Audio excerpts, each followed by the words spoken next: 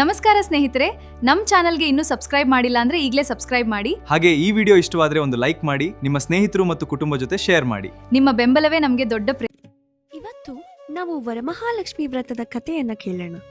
ಈ ಕಥೆಯನ್ನು ಸ್ವತಃ ಶಿವ ಪಾರ್ವತಿಯರು ಮಾತನಾಡಿಕೊಂಡಿದ್ದಾರೆ ಅಂತ ಹೇಳಲಾಗುತ್ತದೆ. ಒಂದು ದಿನ ಪಾರ್ವತಿ ಶಿವನನ್ನ ಕುರಿತು ಕೇಳ್ತಾಳೆ, ಸ್ವಾಮಿ, ಹೆಂಗಸರು ತಮ್ಮ ಕುಟುಂಬದ ಸಂತೋಷ, ನೆಮ್ಮದಿ, ಆರೋಗ್ಯ ಮತ್ತು ಸೌಭಾಗ್ಯಕ್ಕಾಗಿ ಯಾವ ವ್ರತವನ್ನ ಮಾಡಬೇಕು, ಅದರಿಂದ ಅವರಿಗೆ ಒಳ್ಳೆಯ ಫಲ ಸಿಗುತ್ತದೆ ಅಂತ ಕೇಳ್ತಾರೆ. ಅದಕ್ಕೆ ಶಿವ ಹೇಳ್ತಾರೆ, ವರಮಹಾಲಕ್ಷ್ಮಿ ವ್ರತದ ಬಗ್ಗೆ ಹೇಳುತ್ತಾರೆ. ಪಾರ್ವತಿ, ಶ್ರಾವಣ ಮಾಸದ ಶುಕ್ಲ ಪಕ್ಷದಲ್ಲಿ ಬರುವ ಶುಕ್ರವಾರದಂದು ವರಮಹಾಲಕ್ಷ್ಮಿ ದೇವಿಯನ್ನು ಭಕ್ತಿಯಿಂದ ಪೂಜೆ ಮಾಡಿದರೆ ದೇವಿಯ ಅನುಗ್ರಹ ಸಿಗುತ್ತದೆ. ಈ ವ್ರತವನ್ನು ಭಕ್ತಿಯಿಂದ ಮಾಡುವವರಿಗೆ ಲಕ್ಷ್ಮೀ ದೇವಿಯ ಆಶೀರ್ವಾದ ಸಿಗುತ್ತೆ. ಸ್ವಾಮಿ, ಈ ವ್ರತವನ್ನು ಹೇಗೆ ಮಾಡಬೇಕು, ಇದರ ಹಿಂದೆ ಯಾವುದಾದ್ರೂ ಕತೆ ಇದೆಯಾ ಅಂತ ಕೇಳ್ತಾರೆ. ಆಗ ಶಿವ ಚಾರುಮತಿ ಕಥೆಯನ್ನು, ಹಿಂದಿನ ಕಾಲದಲ್ಲಿ ಕುಂಡಿನಿ ಅನ್ನೋ ಒಂದು ಊರಲ್ಲಿ ಚಾರುಮತಿ ಎಂಬ ಒಬ್ಬಳು ಒಳ್ಳೆಯ ಹೆಂಗಸಿರ್ತಾಳೆ. ಅವಳು ತುಂಬಾ ಒಳ್ಳೆಯ ಸ್ವಭಾವದವಳಾಗಿರ್ತಾಳೆ. ತನ್ನ ಗಂಡ, ಅತ್ತೆ, ಮಾವ ಎಲ್ಲರನ್ನೂ ತುಂಬಾ ಚೆನ್ನಾಗಿ ನೋಡ್ಕೊಳ್ತಾ ಇರ್ತಾಳೆ. ದೇವರ ಮೇಲೂ ತುಂಬಾ ಭಕ್ತಿ ಇರುತ್ತದೆ ಅವಳಿಗೆ. ಚಾರುಮತಿ ಯಾವಾಗ್ಲೂ ಮನೆಯವರ ಕಾಳಜಿ ವಹಿಸಿಕೊಂಡು ತನ್ನ ಕೆಲಸಗಳನ್ನು ಚೆನ್ನಾಗಿ ಮಾಡಿಕೊಂಡು ದೇವರ ಪೂಜೆಯನ್ನು ಮಾಡ್ತಾ ಇರ್ತಾಳೆ. ಅವಳ ಭಕ್ತಿನ ನೋಡಿ ವರಮಹಾಲಕ್ಷ್ಮಿ ದೇವಿಗೆ ತುಂಬಾ ಸಂತೋಷ ಆಗುತ್ತದೆ. ಒಂದು ರಾತ್ರಿ ಚಾರುಮತಿಗೆ ಒಂದು ಕನಸು ಬರುತ್ತದೆ. ಆ ಕನಸಲ್ಲಿ ವರಮಹಾಲಕ್ಷ್ಮಿ ದೇವಿ ಬಂದು, ಚಾರುಮತಿ, ಶ್ರಾವಣ ಮಾಸದಲ್ಲಿ ಬರುವ ಶುಕ್ರವಾರ ನನ್ನನ್ನು ವರಮಹಾಲಕ್ಷ್ಮಿಯಾಗಿ ಪೂಜೆ ಮಾಡು. ಈ ಪೂಜೆ ಮಾಡುವುದರಿಂದ ನಿನ್ನ ಕುಟುಂಬಕ್ಕೆ ಒಳ್ಳೆಯದಾಗುತ್ತದೆ, ಮನೆಯಲ್ಲಿ ಸಂತೋಷ, ನೆಮ್ಮದಿ ಮತ್ತು ಸಮೃದ್ಧಿ ಇರುತ್ತದೆ ಅಂತ ಹೇಳ್ತಾರೆ. ಮರುದಿನ ಬೆಳಗ್ಗೆ ಎದ್ದ ಮೇಲೆ ಚಾರುಮತಿ ತಾನು ಕಂಡ ಕನಸಿನ ವಿಷಯವನ್ನು ಮನೆಯವರಿಗೆ ಹೇಳ್ತಾಳೆ. ನಂತರ ಊರಿನಲ್ಲಿದ್ದ ಬೇರೆ ಹೆಂಗಸರಿಗೂ ಈ ವಿಷಯವನ್ನ ಹೇಳ್ತಾಳೆ. ಶ್ರಾವಣ ಮಾಸದ ಶುಕ್ರವಾರ ಬಂತು. ಚಾರುಮತಿ ಮನೆಯಲ್ಲೆಲ್ಲ ಸ್ವಚ್ಛ ಮಾಡಿ ದೇವರ ಕಳಶವನ್ನು ಇಟ್ಟು ಅರಿಶಿನ, ಆಮೇಲೆ ಊರಿನ ಬೇರೆ ಹೆಂಗಸರು ಅವಳ ಜೊತೆ ಸೇರಿಕೊಂಡು ವರಮಹಾಲಕ್ಷ್ಮಿ ದೇವಿಯ ಪೂಜೆಯನ್ನು ಮಾಡುತ್ತಾರೆ. ಎಲ್ಲರೂ ದೇವಿಗೆ ಹಣ್ಣು, ಸಿಹಿ ಮತ್ತು ನೈವೇದ್ಯ ಇಟ್ಟು ಭಕ್ತಿಯಿಂದ ಪೂಜೆ ಮಾಡಿ ದೇವಿಗೆ ನಮಸ್ಕಾರ ಮಾಡುತ್ತಾರೆ. ಅವರ ಭಕ್ತಿಗೆ ಸಂತೋಷಪಟ್ಟ ವರಮಹಾಲಕ್ಷ್ಮಿ ದೇವಿ ಎಲ್ಲರಿಗೂ ಒಳ್ಳೆಯದಾಗಲಿ ಅಂತ ಆಶೀರ್ವಾದ ಮಾಡುತ್ತಾರೆ. ಅಂದಿನಿಂದ ಶ್ರಾವಣ ಮಾಸದ ಶುಕ್ರವಾರದಂದು ವರಮಹಾಲಕ್ಷ್ಮಿ ದೇವಿ ವ್ರತವನ್ನು ಭಕ್ತಿಯಿಂದ ಆಚರಿಸುವ ಪದ್ಧತಿ ನಡೆದುಕೊಂಡು ಬಂದಿದೆ ಅಂತ ಹೇಳಲಾಗುತ್ತದೆ. ಹಾಗಾಗಿ ನಾವು ಕೂಡ ಈ ದಿನ ವರಮಹಾಲಕ್ಷ್ಮಿ ದೇವಿನ ಮನೆಯಲ್ಲಿ ಪೂಜೆ ಮಾಡಿ ಎಲ್ಲ ನಮ್ಮ ಕುಟುಂಬದವರಿಗೆ ಒಳ್ಳೆಯದಾಗಲಿ ಎಂದು ಪ್ರಾರ್ಥಿಸೋಣ. ನಮ್ಮ ಮನೆಯಲ್ಲಿ ವರಮಹಾಲಕ್ಷ್ಮಿ ಹಬ್ಬದ ಹಿಂದಿನ ದಿನ ಏನೇನೆಲ್ಲ ಪ್ರಿಪರೇಷನ್ ಮಾಡ್ಕೊಂಡ್ವಿ ದೇವ್ರನ್ನ ಕೂರ್ಸೋದಕ್ಕೆ ಅಂತ ಆದಷ್ಟು ಪ್ರಯತ್ನ ಮಾಡ್ತೀನಿ ತೋರಿಸೋದಕ್ಕೆ. ನಮ್ಮತ್ತೆ ಹೂ ಕಟ್ತಾ ಇದ್ರು. ನನ್ನ ಹಸ್ಬೆಂಡ್, ನನ್ನ ನಾದಿನಿ ಮತ್ತು ನಮ್ಮ ಮಾವ ಸೇರಿಕೊಂಡು ದೇವರನ್ನ ಕೂರ್ಸೋದಕ್ಕೆ ಪೀಠದ ಹಿಂದೆ ಬ್ಯಾಕ್ಗ್ರೌಂಡ್ನ ಆಗಲೇ ಪ್ರಿಪೇರ್ ಮಾಡಿದರು. ಅದಕ್ಕೆ ಆನ್ಲೈನಲ್ಲಿ ನೋಡಿಕೊಂಡು ಮಾವಿನ ಎಲೆಯಿಂದ ಒಂದು ಡಿಸೈನ್ನ ರೆಡಿ ಮಾಡಿಕೊಂಡು ಅದನ್ನು ಮಧ್ಯೆ ಮಧ್ಯೆ ಹಾಕೋಣ ಅಂತ ನಾನು ರೆಡಿ ಮಾಡ್ತಾಯಿದ್ದೆ. ನಾನು ನನ್ನ ನಾದಿನಿ ಸೇರಿಕೊಂಡು ಇಬ್ಬರು ಅದನ್ನು ಮಧ್ಯೆ ಮಧ್ಯೆ ಹಾಕಿದ್ವಿ ಬ್ಯಾಕ್ಗ್ರೌಂಡ್ ಹಿಂದೆ. ತುಂಬ ಚೆನ್ನಾಗಿ ಕಾಣಿಸ್ತಾ ಇತ್ತು, ಆ್ಯಕ್ಚುಲಿ ಯುನೀಕ್ ಆಗಿ ಕಾಣಿಸ್ತಾ ಇತ್ತು. ಇವಾಗ ಆನ್ಲೈನಲ್ಲೆಲ್ಲ ಸಿಗುತ್ತೆ ಬ್ಯಾಕ್ಗ್ರೌಂಡದು ಶೀಟ್ಸ್ ಎಲ್ಲ, ಅದನ್ನು ಹಾಕೋದ್ ಬದಲು ನಾವೇ ನಮ್ಮ ಕೈಯಾರ ಮಾಡಿದಾಗ ತುಂಬ ಚೆನ್ನಾಗಿ ಕಾಣಿಸ್ತಾ ಇತ್ತು actually.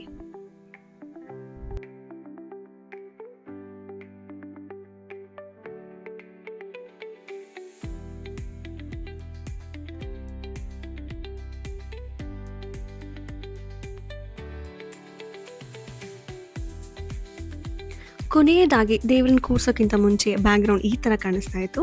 All the credit goes to my husband, ನನ್ನ ನಾದಿನಿ ಮತ್ತು ನಮ್ಮ ಮಾವನಿಗೆ. ಅವ್ರು ಅದನ್ನು ಮಾಡೋವಾಗ ನಾನು ನಮ್ಮ ಅತ್ತೆ ತಿಂಡಿಗೆ ರೆಡಿ ಮಾಡ್ಕೊಂಡ್ವಿ. ಒಬ್ಬಟ್ಟು ಮತ್ತು ರವೆ ಉಂಡೆ ಎರಡೇ ತಿಂಡಿ ಮಾಡಿದ್ದು, ಅದಕ್ಕೆ ರೆಡಿ ಮಾಡ್ಕೊಂಡ್ವಿ. ನಂತರ ದೇವ್ರನ್ನ ಕೂರ್ಸೋದಕ್ಕೆ ಪೀಠ ರೆಡಿ ಮಾಡ್ಕೋತಾ ಇದ್ದೆ. ಪೀಠ ಇಟ್ಟು ಅದಕ್ಕೆ ರಂಗೋಲಿನ ಬಿಟ್ಟು ದೇವರನ್ನು ಕೂರ್ಸೋದಕ್ಕೆ ಅದ್ರ ಮೇಲೆ ತಟ್ಟೆನ ಇಟ್ಟು ಅದಕ್ಕೆ ಅಕ್ಕಿ ಹಾಕ್ತೆ.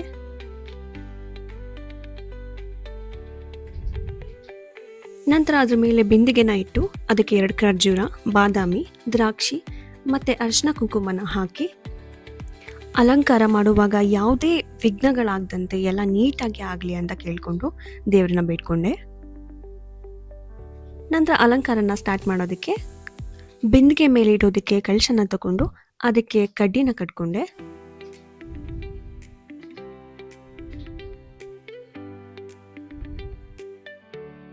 ನಂತರ ದೇವರಿಗೆ ಸೀರೆನ ಉಡ್ಸೋದಕ್ಕೆ ಸೀರೆನ ಡ್ರೇಪ್ ಮಾಡ್ಕೋತಾ ಇದ್ದೀವಿ. ಈ ವರ್ಷ ಇದೇ ಸೀರೆನ ದೇವರಿಗೆ ಉಡಿಸ್ತಾ ಇರೋದು.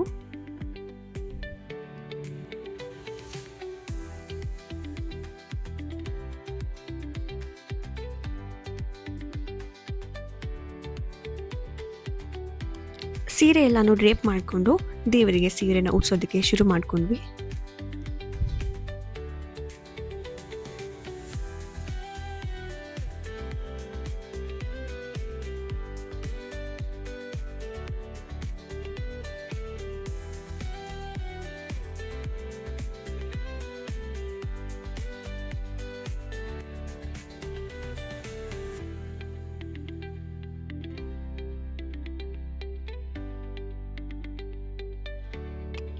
ಸೀರೆ ಎಲ್ಲ ಉಡ್ಸಾದ್ಮೇಲೆ ಈ ಥರ ಕಾಣ್ತಾ ಇತ್ತು. ಯಾವಾಗಲೂ ನಾನು 2 ಸ್ಟೆಪ್ ಇರೋ ಆ ಸೀರೆನ ಉಡ್ಸೋದಕ್ಕೆ ಇಷ್ಟಪಡ್ತೀನಿ. ಒಬ್ಬೊಬ್ಬರು 1 ಸ್ಟೆಪ್ ಕೂಡ ಉಡಿಸ್ತಾರೆ. ನಾನು ಯೂಶಲಿ ಈ ಥರನೇ ಪ್ರತಿ ವರ್ಷ ಉಡ್ಸೋದು. ಇನ್ನೂ 12 ಗಂಟೆ ಆಗಿರಲಿಲ್ಲ ಅಂತ ಹೇಳಿ ಇನ್ನು ಕಾಯಿನ ಇಟ್ಟಿರಲಿಲ್ಲ, ಮುಖವಾಡನೂ ಕೂಡ ಹಾಕಿರಲಿಲ್ಲ. ನಂತರ 12 ಗಂಟೆ ಆದಮೇಲೆ ದೇವರ ಮುಖವಾಡ ಹಾಕಿ ಎಲ್ಲ ರೆಡಿ ಮಾಡಾಯಿತು.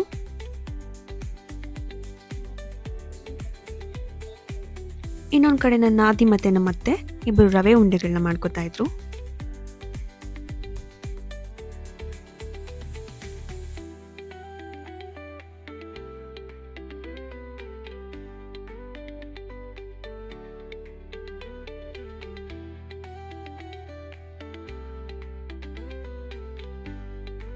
ನಂತರ ಬೆಳಗ್ಗೆ ಎದ್ದು ಹಣ್ಣನ್ನೆಲ್ಲ ಜೋಡಿಸೋದಕ್ಕೆ ಲೇಟ್ ಆಗುತ್ತೆ ಅಂತ ರಾತ್ರಿ ಮಲಗೋಕ್ಕಿಂತ ಮುಂಚೆನೇ ಹಣ್ಣೆಲ್ಲಾನು ತಟ್ಟೆಗೆ ಹಾಕಿ ಜೋಡಿಸಿ ಎಲ್ಲಾನು ಇಟ್ಟಿದ್ದೆ, ಬೆಳಗ್ಗೆ ಬೇಗ ಪೂಜೆ ಆಗುತ್ತೆ ಅಂತ ಹೇಳಿ.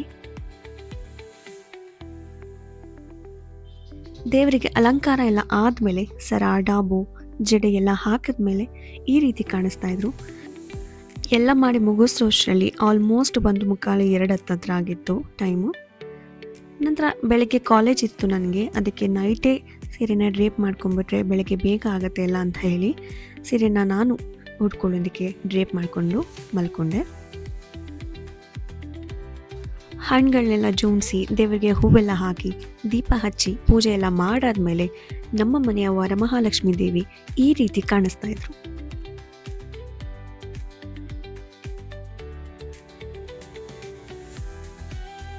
ನಂತರ ಕಾಲೇಜ್ಗೆ ನಾನು ರಜೆ ಹಾಕಿರಲಿಲ್ಲ. ಕಾಲೇಜಲ್ಲಿ ಕೂಡ ಫಂಕ್ಷನ್ ಇತ್ತು. ನಮ್ಮ ಕಾಲೇಜ್ ರೆಸಿಡೆನ್ಷಿಯಲ್ ಕಾಲೇಜ್, ಅಂದರೆ ಮಕ್ಕಳು ಮನೆಗೇನು ಹೋಗೋದಿಲ್ಲ, ನಮ್ಮ ಹಾಸ್ಟೆಲಲ್ಲೇ ಇರ್ತಾರೆ. ಹಾಗಾಗಿ ಮಕ್ಕಳಿಗೆ ಮನೆ ನೆನಪು ಆಗಬಾರ್ದು ಅಂತ ಹೇಳಿ ಹಬ್ಬದ ದಿನ ಮಕ್ಕಳಿಗೆ ಬಳೆ ತೋರಿಸುವಂಥ ಶಾಸ್ತ್ರನ ಇಟ್ಕೊಂಡಿದ್ವಿ. ಮಕ್ಕಳಿಗೆಲ್ಲ ಬಳೆ ತೋರಿಸಾದ್ಮೇಲೆ ನಾವು ಕೂಡ ಫ್ಯಾಕಲ್ಟೀಸ್ ಎಲ್ಲ ಬಳೆನ ಒಬ್ರಿಗೊಬ್ರು ತೋರಿಸ್ಕೊಂಡ್ವಿ. ನಮ್ಮ ಸಂಪ್ರದಾಯನ ಮಕ್ಕಳು ಮರಿಬಾರ್ದು ಅನ್ನೋದಕ್ಕೆ ಈ ಶಾಸ್ತ್ರನ ನಮ್ಮ ಕಾಲೇಜಲ್ಲಿ ಸೆಲೆಬ್ರೇಟ್ ಮಾಡ್ತೀವಿ ಪ್ರತಿ ವರ್ಷ.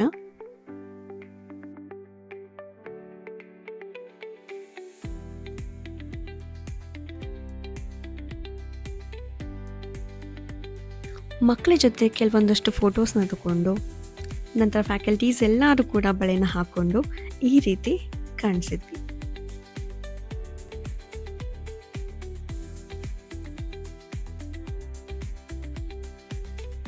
ಕಾಲೇಜೆಲ್ಲ ಮುಗಿಸ್ಕೊಂಡು ಬಂದು ಸಂಜೆ ದೇವರಿಗೆ ಪೂಜೆನ ಮಾಡಿ ನಾನು ನನ್ನ ಹಸ್ಬೆಂಡ್ ಇಬ್ಬರು ಸೇರಿಕೊಂಡು ದೇವರಿಗೆ ಪೂಜೆನ ಮಾಡಿದ್ವಿ.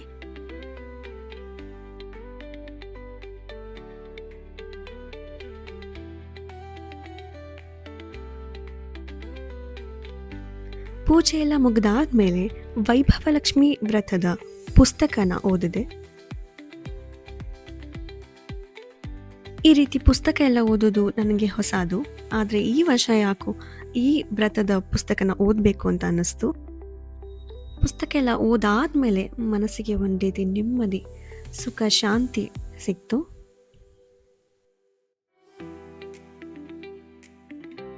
ಅದೇ ದಿನ ನಮ್ಮನೆಯ ಪುಟ್ಟಲಕ್ಷ್ಮಿ, ನನ್ನ ಆದ್ನಿ ಮಗಳು, ಹೊಸಲನ್ನ ದಾಟಿದ್ಲು.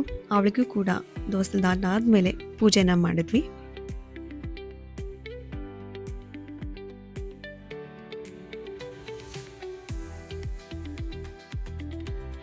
ನಮ್ಮ ಅಮ್ಮನ ಮನೆಯಲ್ಲಿ ವರಮಹಾಲಕ್ಷ್ಮಿ ಹಬ್ಬನ ಈ ರೀತಿ ಸೆಲೆಬ್ರೇಟ್ ಮಾಡಿದ್ರು.